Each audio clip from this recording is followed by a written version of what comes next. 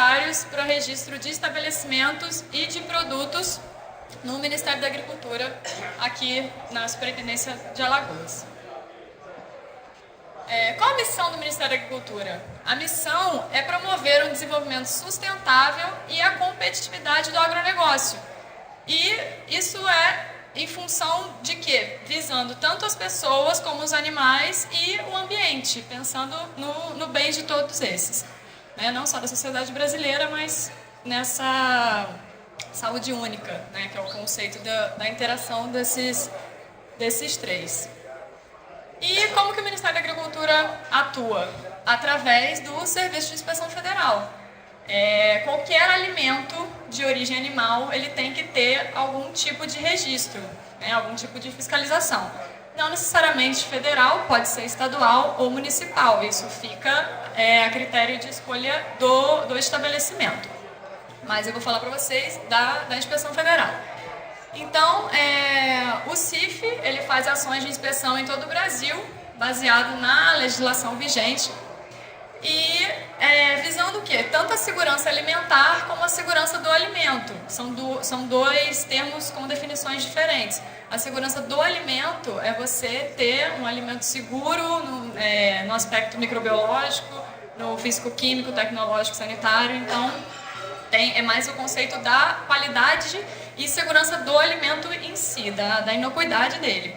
Já a segurança alimentar, ela é um conceito mais amplo, ela já é um conceito que abrange a garantia de alimento para a população, de abastecimento, Então não só a qualidade, mas a quantidade desse alimento também.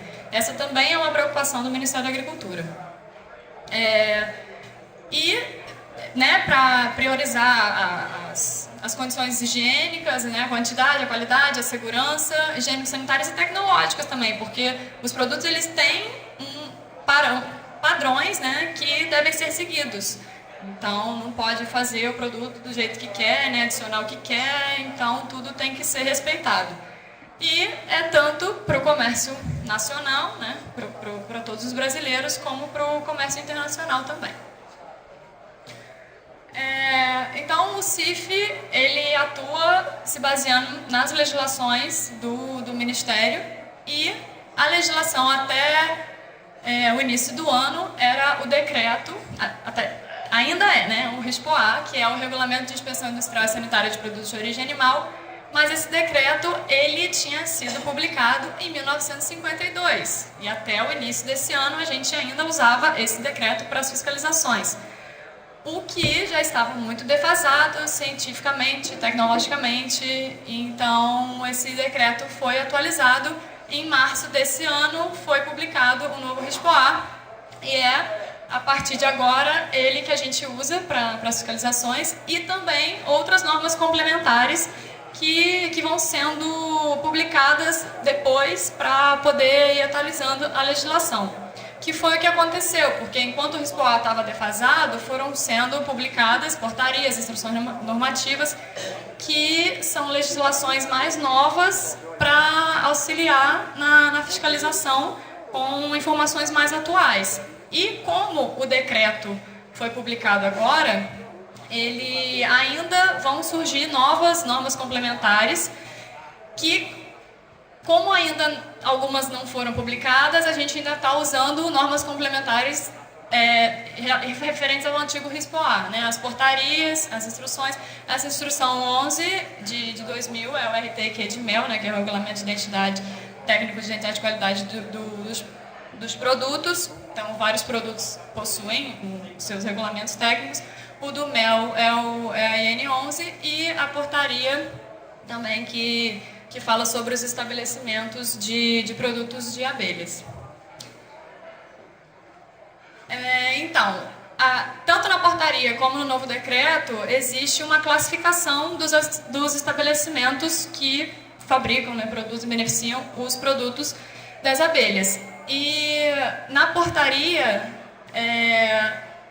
existiam dois tipos de estabelecimentos: os apiários e os entrepostos, e agora então a gente passa a usar as novas denominações para esses estabelecimentos de acordo com a classificação do novo RISPOA. Mas a definição do estabelecimento ainda, do que ele vai poder fazer e produzir, ainda é baseado na portaria. Então, o que era apiário agora é a unidade de extração e beneficiamento, mas, como ainda fica seguindo o que a portaria determina, o que vai ser permitido produzir nesse estabelecimento ainda é referente à portaria. Então, a unidade de extração e beneficiamento, ela pode receber, extrair, acondicionar, rotular, armazenar e fazer a expedição dos produtos das abelhas. E facultando-se o beneficiamento e o fracionamento. Então, ela pode só extrair e vender ou ela pode fracionar também. E agora, no artigo do RISPOA, já é permitido, né, no decreto, o uso de unidades móveis, porque antes isso estava em norma complementar. A outra classificação, que era entreposto de mel e cera de abelhas, agora vira entreposto de beneficiamento. E esses estabelecimentos eles podem fazer recepção, classificação, industrialização, acondicionamento, rotulagem, armazenagem e a venda, né, expedição desses produtos. E de matérias-primas pré-beneficiadas. Então, se o entreposto ele compra uma matéria-prima que já tinha sido beneficiada, essa matéria-prima só pode vir de ou outro estabelecimento com CIF. Ele não pode comprar de qualquer estabelecimento. E é facultado a extração de matérias-primas recebidas de produtores rurais. Você pode fazer a extração ou não. Você pode comprar ela já extraída ou você mesmo pode extrair. O que precisa para registrar um estabelecimento no Ministério da Agricultura? A princípio, você vai dar entrada no processo com essa documentação, que é o termo de compromisso, que o estabelecimento ele vai concordar em acatar as exigências da legislação. Um documento que prove o vínculo da autoridade registrária ao endereço da unidade que se situa o estabelecimento, as plantas das construções e os memoriais técnicos sanitários, que são MESE e MDC, eu vou falar mais para frente. Algumas observações em relação às diferenças da antiga legislação. Antes a gente fazia vistoria de terreno, a gente era chamado, ia lá, via se o terreno estava ok, se poderia construir ali e aprovava ou não. Hoje não existe mais essa vistoria de terreno. Você só vai acontecer a vistoria se já existir alguma instalação pré-existente, que aí a gente vai ter que fazer essa vistoria para poder saber se vai poder usar ou não o que já está edificado ali. As plantas que precisam ser entregues para poder ser avaliada e saber, né, se está ocorrendo algum contrafluxo, se está todas as exigêncies de locais, de salas, de divisão, não pode produzir produtos diferentes numa mesma sala, se está dividido. Então, as especificações das plantas. Então, tem várias plantas diferentes, planta de situação, planta baixa, planta de layout, cada uma na sua escala certa, né? E essas plantas antes eram entregues em 3 vias impressas e agora a gente não precisa mais dessas 3 vias, só das plantas digitalizadas, porque o processo é todo eletrônico, então não precisa ser impressa. A gente pede uma via impressa para poder ficar mais fácil de analisar, mas o processo mesmo vai ser todo eletrônico. Os memoriais descritivos, né, técnico sanitário, tem o memorial descritivo da construção, que vai especificar tudo, você vai ter que botar no documento, né, tudo do estabelecimento para a gente avaliar e saber se aquele estabelecimento vai poder funcionar daquela forma que você está pensando, de acordo com a sua capacidade produtiva, com o seu interesse de quais produtos vai produzir, enfim. Então, descrever, dentre tantos outros, alguns itens aqui, área do terreno, fundação, pavimentação, instalação de água, entre outros. E o memorial descritivo econômico sanitário, que vão ser dados de estabelecimento, capacidade aproximada da produção, máquinas e equipamentos, para ver se está tudo coerente, de acordo com a ideia que você tem de quantidade de produção. Algumas demais exigências que o estabelecimento tem que seguir, né, não só as legislações do Ministério da Agricultura, mas também do IMA, do de água, enfim. Então, legislações previstas tanto da União como do Estado, autorização do município também, de outros órgãos reguladores, e que nenhuma delas contrariem as exigências sanitárias industriais do Ministério. Então, toda essa documentação vai ser avaliada pelo CIFISA, que é o nosso setor aqui, que é a superintendência, né, a representação do Ministério no Estado. A gente vai fazer a avaliação de toda essa documentação e, se tiver tudo certo, esse processo vai ser encaminhado para Brasília, para o Departamento de Inspeção de Produtos de Origem Animal, e o projeto vai ser aprovado ou não. E aí, se for aprovado, o DIPOA vai emitir o título de registro, que tem o número, o nome empresarial, a classificação e a localização desse estabelecimento. Sendo aprovado, esse processo volta e a gente autoriza o início, né, iniciar a execução do projeto exatamente como aprovado, porque não adianta ter toda uma avaliação de projeto e aprovado em cima daquilo e na hora que você construir diferente daquilo, porque se isso acontecer, vai ser barrado, não vai poder produzir nas condições diferentes do que tinha sido aprovado. Então, construir exatamente como for aprovado. Depois que tiver tudo pronto, a gente faz uma vistoria final e depois dessa vistoria, o funcionamento vai ser autorizado mediante a instalação do CIF. A instalação do CIF será dada pela chefe do serviço do Estado.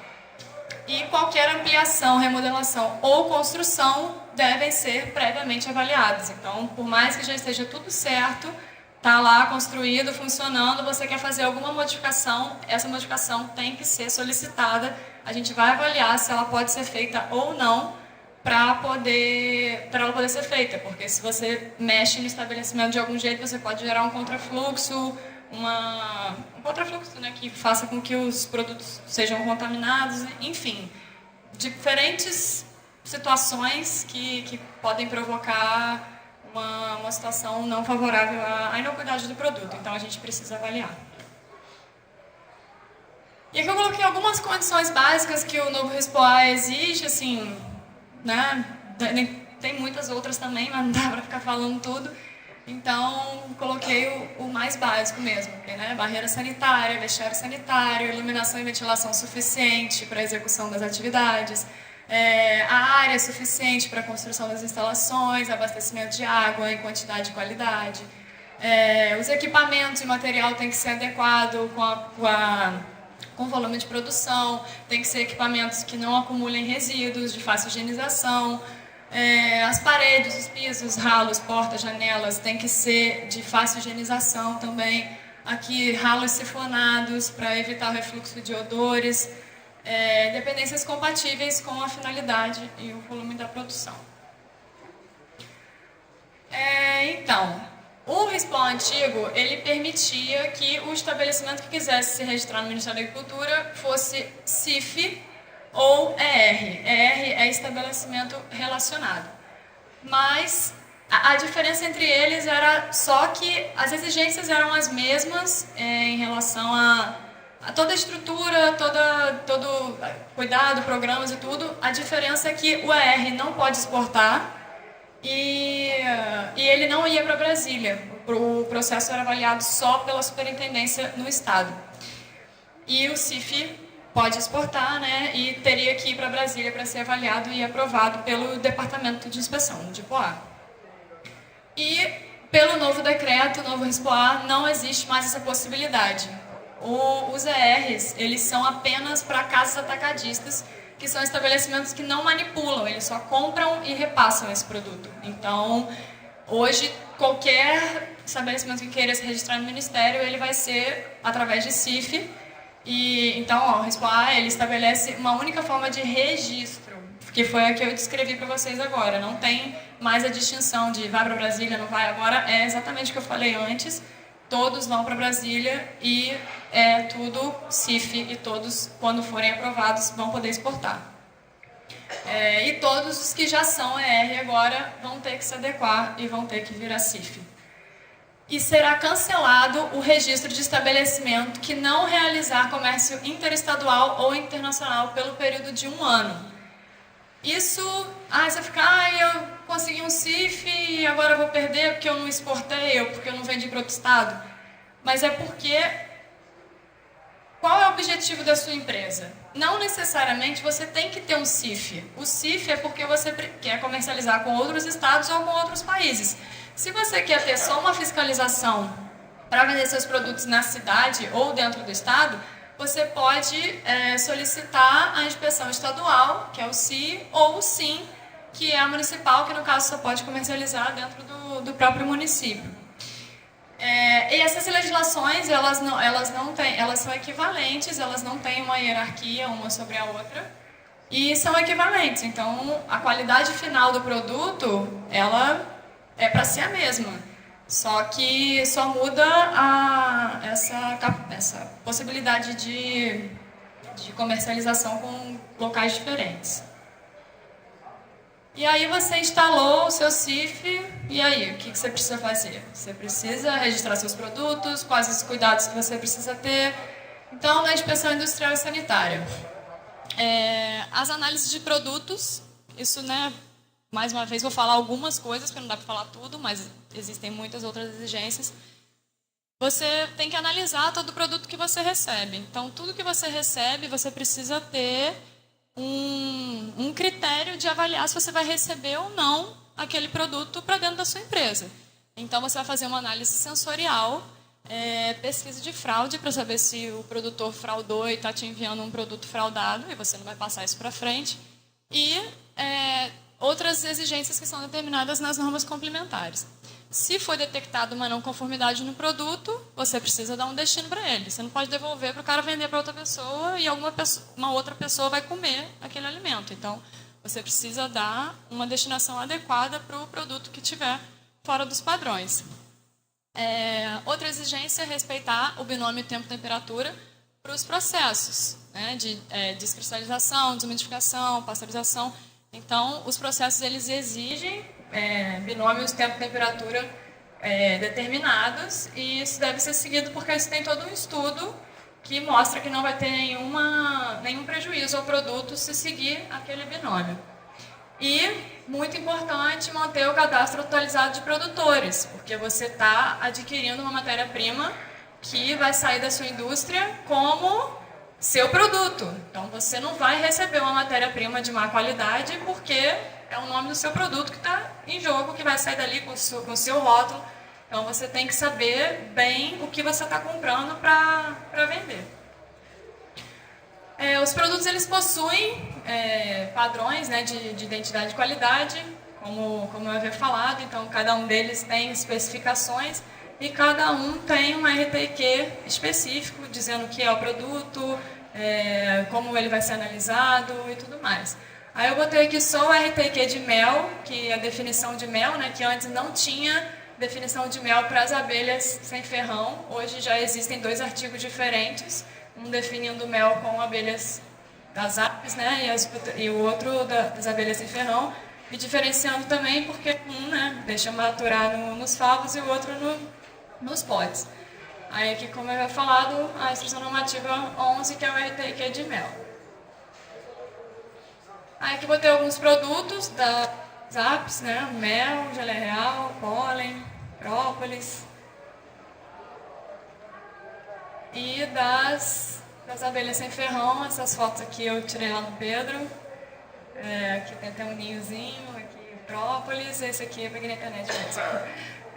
Elas tomando mel ali no potinho. Então, você tem lá a sua indústria e você precisa mandar um produto de qualidade para o mercado.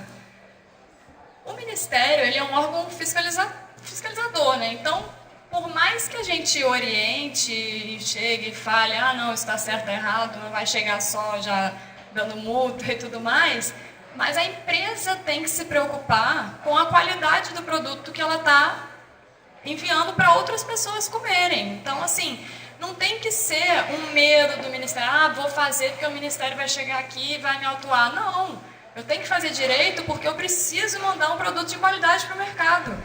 São pessoas que vão comer, são pessoas que podem passar mal, então tem que ter essa ideia já na cabeça, que eu preciso produzir um produto de qualidade. Não é porque o Ministério chega aqui para brigar. Então, você tem que ter uma política, né? Manter uma gestão de autocontrole de todo o seu processo produtivo. Desde a sua matéria-prima que você vai comprar lá, como eu falei, tem que saber o produtor, as condições que ele produz a sua matéria-prima, até a prateleira do mercado, porque tudo está sob sua responsabilidade.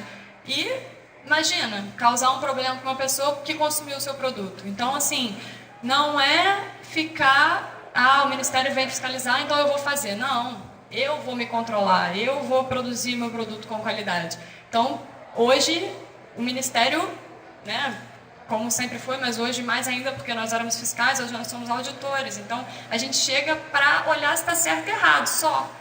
Não tem que... óbvio que a gente orienta e ajuda e tal, mas, assim, existem pessoas que são especialistas nisso, né, para dar consultoria e para ajudar e para mostrar como tem que ser feito. O Ministério é para chegar para falar se está certo, mas a gente acaba ajudando. Mas, principal de tudo, botar na cabeça que a empresa ela tem que ter essa ideia de que vou produzir um produto de qualidade porque são pessoas que vão consumir e eu tenho que ter essa responsabilidade. Então, tanto o RISPOA, né, tem a legislação que a gente segue, e dentro da legislação do Ministério existem os programas de autocontrole, que é o que rege a fiscalização, o controle da produção hoje no Ministério da Agricultura. Eu até botei o site aqui, para caso queiram consultar as outras legislações. Mas então vamos falar dos programas de autocontrole. Os programas de autocontrole são basicamente esses três, mas assim, com muitos itens inseridos dentro deles, divididos de formas diferentes, mas com a ideia de controle total da produção de todos os produtos, de rastreabilidade. E então tem as boas práticas de fabricação, onde você vai ter toda a higiene, tudo que deve ser feito da forma mais correta possível para o produto sair um produto inócuo para o mercado. Os procedimentos padrão de higiene operacional, que são todos os procedimentos que devem ser seguidos para que todos os equipamentos sejam higienizados, e controle e análise de tudo. E os programas de análise de perigos e pontos críticos de controle. Esse programa, ele visa o quê? Detectar em todo o seu fluxo de produção, né, desde a recepção até a expedição, quais são os pontos de controle, os pontos críticos, onde, se você não controlar bem aquele ponto, o seu produto final não vai ser o melhor, não vai ter algum problema. Por exemplo, um ponto crítico de controle, você vai descristalizar um mel. Se você colocar uma temperatura muito alta ou um tempo acima do adequado, você vai provocar uma formação de HMF. E HMF é uma substância cancerígena e você não tem como tirá-la do mel. Se ele se formar, já era. Então, se você não controlar a temperatura e o tempo correto dessa descristalização, você vai gerar um problema no seu produto. Então, esse é um dos pontos, mas existem vários outros durante todo o fluxograma de produção de cada produto que acarretam problemas ao produto. Então, você precisa ter o controle desses pontos. Também foi alterada a forma de fiscalização. Antes eram elementos de inspeção, agora são os elementos de controle. E esses elementos de controle, eles vão ser os elementos que a fiscalização vai verificar no momento da fiscalização em todo o estabelecimento. Então, tem a manutenção de tudo, né, incluindo iluminação, ventilação, águas residuais e calibração de todos os equipamentos, água de abastecimento, controle integrado de pragas, higiene dos funcionários, controle de matéria-prima, os programas, né, PSO e EPBCC, controle das temperaturas, análise laboratorial, controle de formulação dos produtos e combate à fraude, porque a empresa também tem que ser responsável por um produto falsificado ou não. Não é vantagem. A empresa está pensando em dar um jeito de fraudar para poder render, para ganhar mais dinheiro. Não, a empresa tem que dar um jeito de identificar os produtos que chegaram fraudados e que alguém mandou desse jeito e acabar com eles ali. Então a empresa não tem que ter essa ideia de vou fraudar para ganhar mais dinheiro. Não, bem pelo contrário, vou combater a fraude. A rastreabilidade e o recolhimento, que é assim, mais ou menos a base desses programas de autocontrole, porque a rastreabilidade é você ter esse total controle da produção. Porque se der algum problema, você sabe identificar exatamente em que momento da produção que deu aquele problema. E o bom disso é que, se acontece algum problema e a gente vai exigir que esse produto seja recolhido do mercado, por exemplo, se você sabe exatamente qual foi o lote que foi produzido com aquele produto, você só vai coletar aquele lote. Se você não tem um bom controle, eu não sei de onde veio desse dia. Você vai ter que coletar a produção daquele dia inteiro. Então, assim, se você tiver alguma documentação que prove naquela rastreabilidade toda a origem do produto que deu problema, você só vai coletar aquele produto que deu problema. E não só para isso, né, mas para você ter realmente um controle total da sua produção. Bem-estar animal, onde cabe, né? MRE também é de matadouro.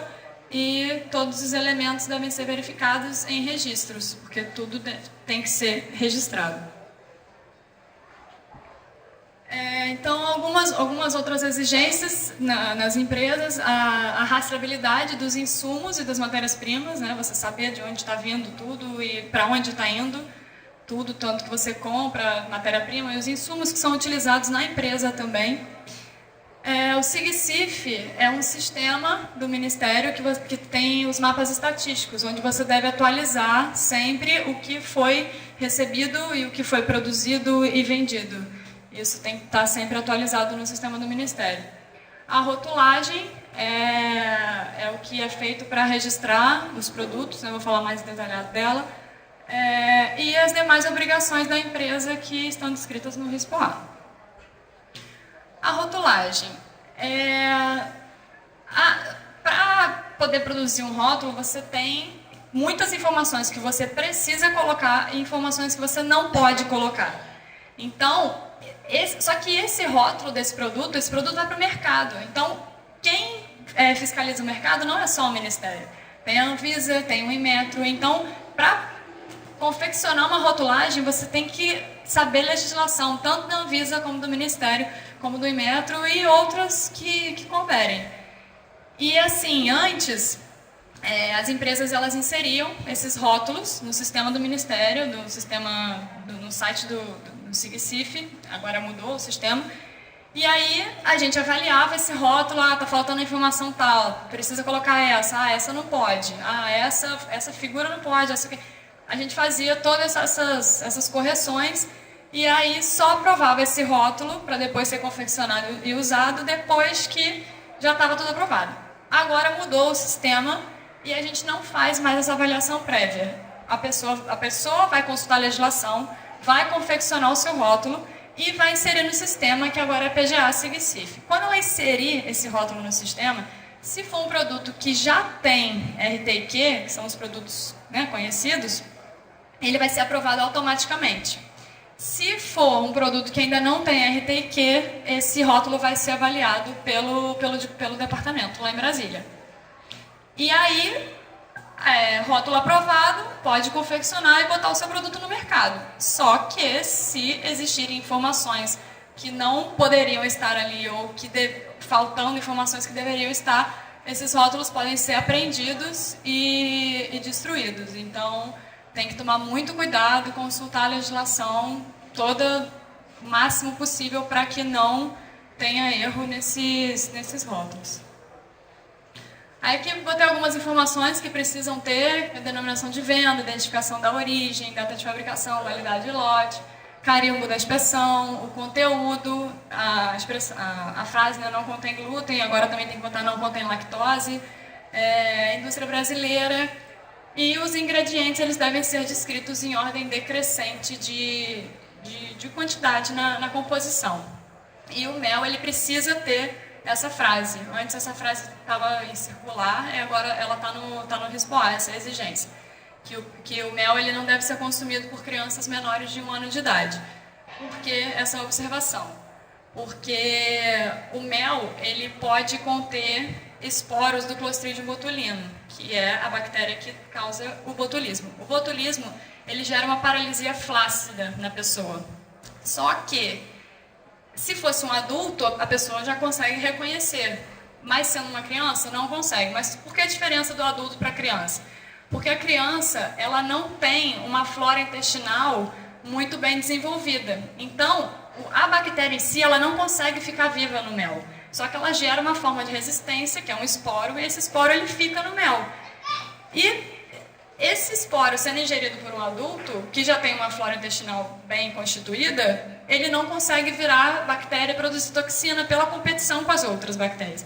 A criança ela já não tem essa flora intestinal muito bem evoluída, então esse esporo ele pode vir a se tornar a bactéria, produzir toxina e gerar o botulismo, né, que é uma paralisia flácida, aí a criança vai perdendo os movimentos, primeiro dos membros, só que é muito difícil de identificar porque a criança não fala, né, então ela pode perder a movimentação dos músculos respiratórios e acabar vindo a óbito, então por isso que tem essa recomendação.